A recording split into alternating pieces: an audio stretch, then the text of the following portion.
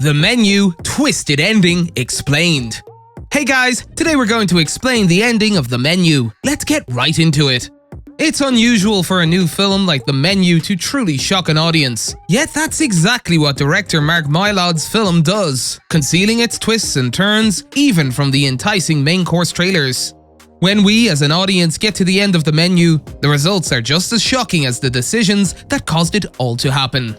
The Menu is an evening of new hell that leaves only one survivor in its wake, Erin, who goes by the alias Margot throughout the film. She was a last-minute replacement for Tyler, whose date has been cancelled on him, and she wasn't supposed to be at Hawthorne, the high-end restaurant that serves as the setting for The Menu. Margot/Erin, as an outsider, positions herself as the only person who challenges the enigmatic chef, Julian Slowik, Hawthorne's creator and curator. She sets the greatest challenge of all, mocking the dishes served throughout the night and saying the one thing no chef ever wants to hear: she's still hungry. Anna Taylor-Joy wasn't kidding when she said facing off against Ralph Fiennes was a gift, as it allowed her character to escape a most unsavory fate. Demanding a good old-fashioned cheeseburger and fries, Margot gets her wish from a surprisingly obedient Chef Julian. By asking for her leftovers to be taken to go, the menu's functional protagonist is able to sail back to the mainland and eat her burger in peace. Everyone else, on the other hand, is killed in a massive explosion, planned by Chef Slowik as a tribute to the classic campfire treat s'mores. The term responsibility refers to the act of determining whether or not a person is responsible for his or her own actions. That is the question at the heart of each bloody reveal, and it is answered in the film's final act. As it turns out, Chef Julian is suffering the same crisis so many geniuses in the past have encountered. He's lost his love for his profession.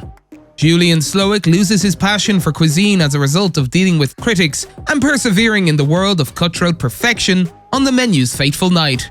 When his best no longer seemed to be good enough, and faced with the choice of mediocrity or debt, our chef chose the latter. While what we knew about the menu prepared us for a twisted journey, it never hinted at this massive plot point. Chef Julian's Last Supper, on the other hand, isn't just a simple serving of obscure haute cuisine.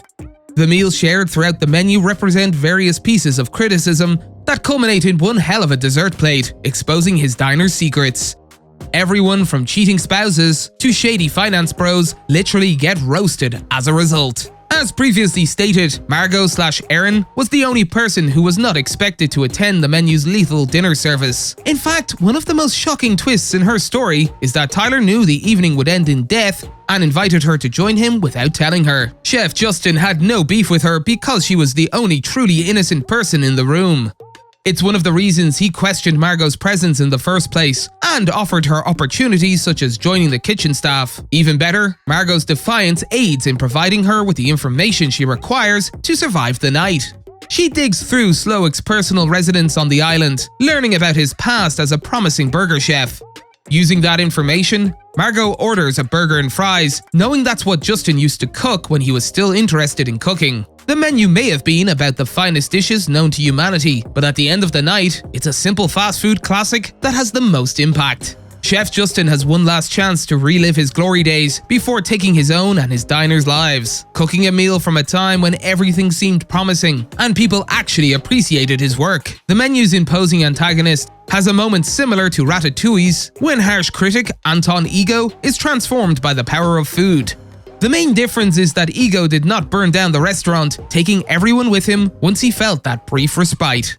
Margot/Erin escapes with her life and one tasty burger, demonstrating a true understanding of people as well as an ability to read the room rather perfectly. She's earned that simple joy in life after a night of sheer terror and dark comedy, with the added twist of a stranger willing to see her die in exchange for the best night of food possible.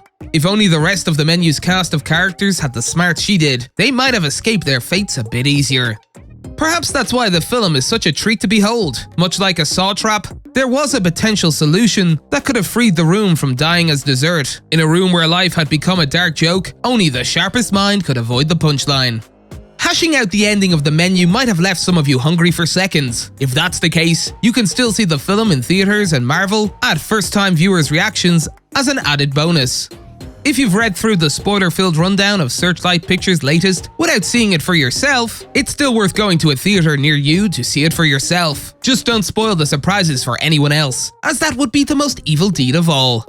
That's all for today, and we'll be sure to catch you all in the next one.